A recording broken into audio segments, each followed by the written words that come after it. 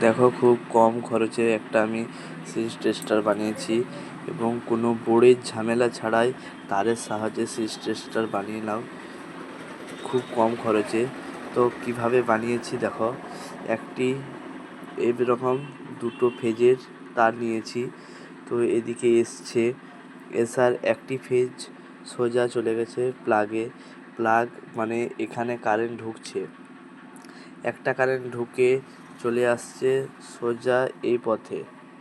তারপর এই দুটোর মধ্যে একটা আমার ডাইরেক্ট কারেন্ট আসছে, আর একটা ফেজ এসে আমার যাচ্ছে হোল্ডারকে, এবং হোল্ডার থেকে আর একটা ফেজ এসে আমার চলে আসছে এই দুটোর মাঝখানে।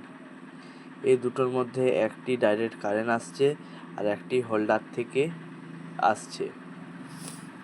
তো এবারে আমি যদি হোল্ডারের মধ্যে এই 100 ওয়াটের এলইডি লাইটটি আমি যদি লাগাই, তবে এখানে কি কাজ হবে না, এই দিক থেকে যে কারেন্টটা আসছে সেটা এইখানে জমা হবে, আর তার সঙ্গে এখান থেকে যে ডাইরেক্ট কারেন্টটা এসছে এখানে, সেই ডাইরেক্ট কারেন্টটা যদি এইখানে আর একটা ফেজে ঠেকানো হয়, তখন সঙ্গে সঙ্গে এই তারটি যে রুমের আর একদিকে কানেকশানটা নিয়ে নেবে, তাই রুমটি তখন জ্বলে উঠবে।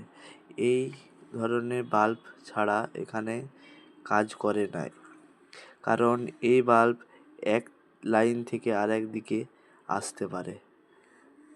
তাই তোমাদেরকে ডায়াগ্রাম আরেকবার ভালো করে দেখিয়ে দিচ্ছি, তোমরা খুব সহজে এরকম সিরিজ বোর্ড বানিয়ে নাও। দেখো, এইভাবে কানেকশন হবে। এখান থেকে ডাইরেক্ট একটা লাইন এসে চলে আসবে এখানকে, আর একটা যাবে রুমে, আর একটা রুম থেকে আসবে এখানে। তো এইভাবেই হবে।